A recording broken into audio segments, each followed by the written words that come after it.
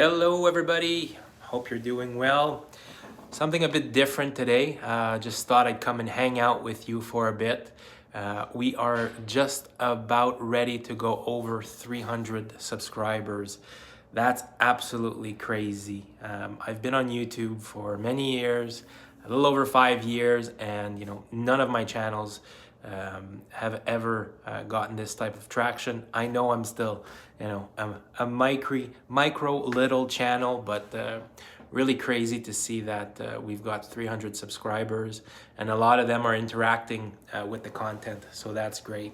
So today I just thought I'd come and hang out with you, maybe talk about real estate and what I've learned over the years.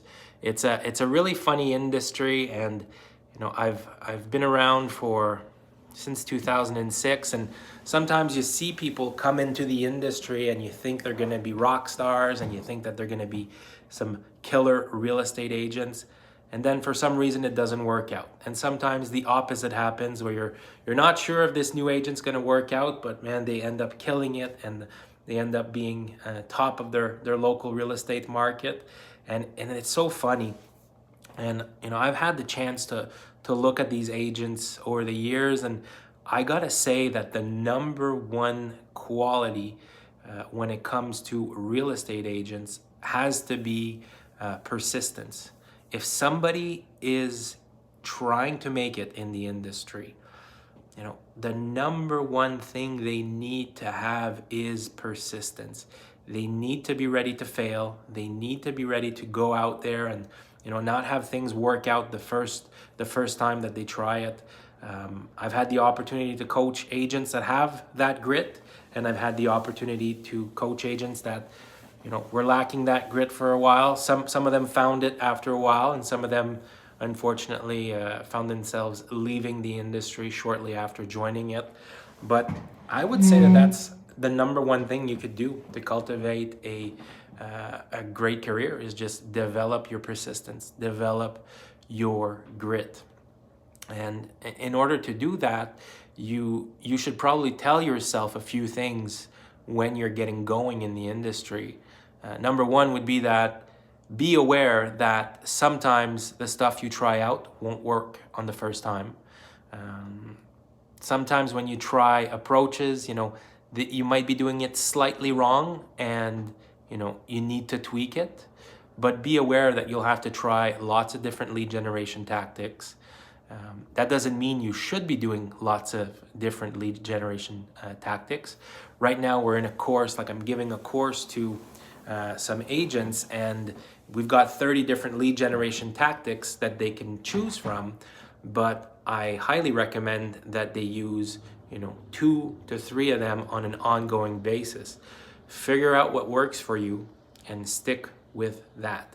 But if you don't know what works for you right now, you got to try out those things. And once you've done that, you just have to give yourself hope that the win is possible, getting the client is possible, selling that house is possible, getting that listing is possible. Because if you don't have the hope and you're thinking that you're beat before you even start, then you either won't even try, or you won't have the energy to go out and make things happen for you. So that would be my number one piece of advice, would be to win in the real estate industry, you have to be persistent and realize that it's not always going to work out great for you the first time around. And right now, it's tough out there. I mean, every realtor that I'm speaking with from North America, all over North America, the market is super, super hot. We've got, a record low inventory, and it's hard to go out there and find a listing. But a lot of agents out there are refusing to put any effort into working with buyers, because a lot of them are saying, what's the point? There's nothing for sale. It's very hard to represent buyers.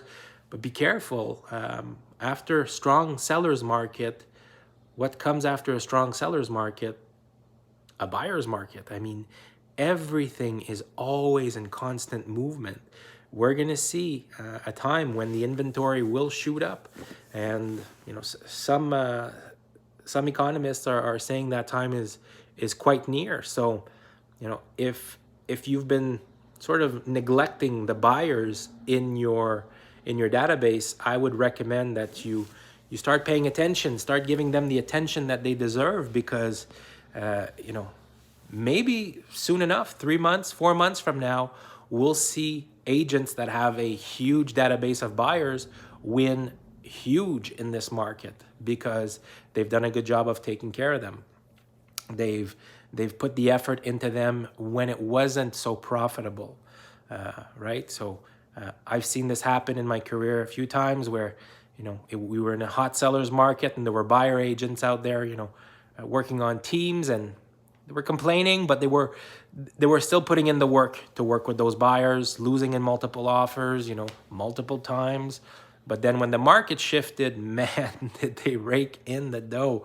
They just went out there and they had a bunch of buyers. When the market flips and stuff isn't selling so fast, they got to be king for a season. So be aware that the market will shift eventually. We're going to see the market go from a hot seller's market to a buyer's market. When is that time? I don't know. It could be 6 months or a year from now, 2 years. I speak about this with a lot of my colleagues, and they always say, you're always saying that the shift is coming. It is. Don't kid yourself. In 2007, 2008, a lot of realtors out there were saying the real estate market is so hot and there's no way this is ever going to go down. And then bam, I think it was November of 2008, we had the financial crisis.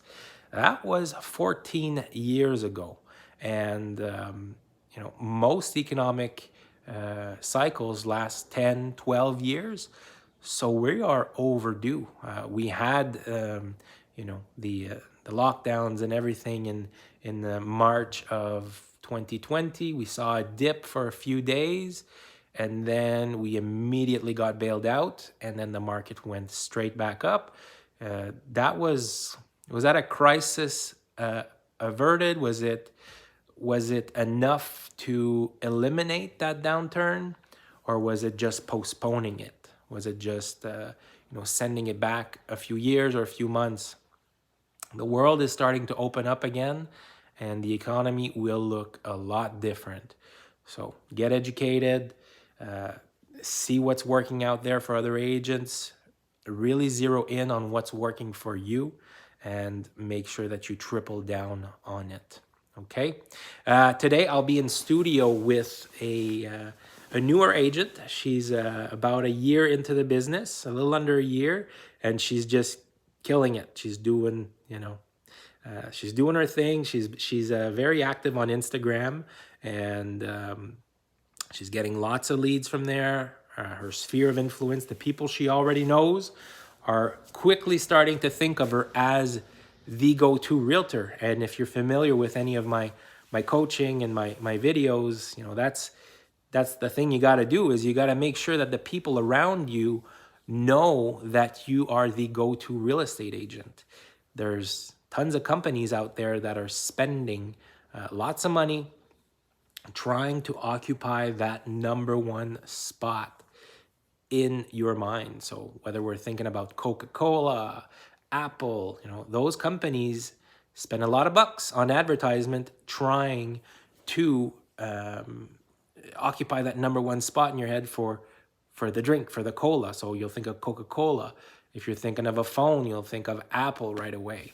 And that's your job as a real estate agent. You need to make sure you occupy the number one spot for that category of real estate agent, so that you could do enough deals to hit your target for that year.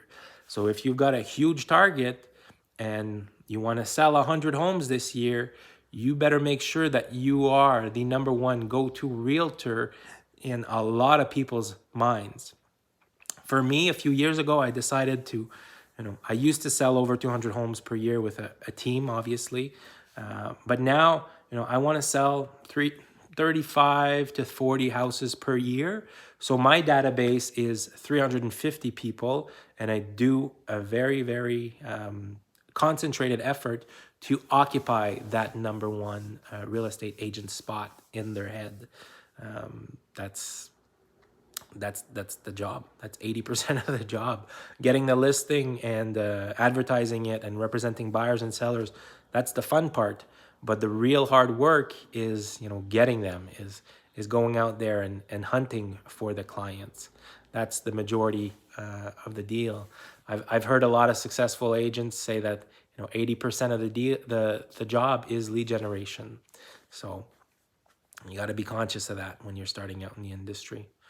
Okay, well, I got to get to the studio because we've got the interview at 1 p.m. It's 11 a.m. right now, so we got to get ready to go to the studio. But that interview will be live tomorrow, probably, I'd say around 2 p.m. So if you're new in the industry, if you're looking for some new angles, Betty, she's gonna have some killer advice for us, I'm sure. It's been an absolute pleasure working with her and seeing her career grow. It's been, I feel kind of odd calling these people my students. I do my best to coach them, but I learn as much from them when they're coming in the industry. That's why I love working with new agents. They see things in a way different light, and I'm super happy to have her as one of my colleagues. We talk a few times per week, talk about different deals, and she's quickly teaching me things that that I didn't know before. And that's one thing that I love about my coaching job. Even though I'm still actively selling out there, when I coach agents, I find myself learning a lot of new things also. Okay, we're getting to the part of the video where I'm just rambling on, so I think it's time for me to cut this off.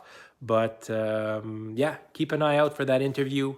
It's coming up tomorrow, and it's going to be a real great one. So make sure you tune in, and I will catch you guys on the next video. Ciao.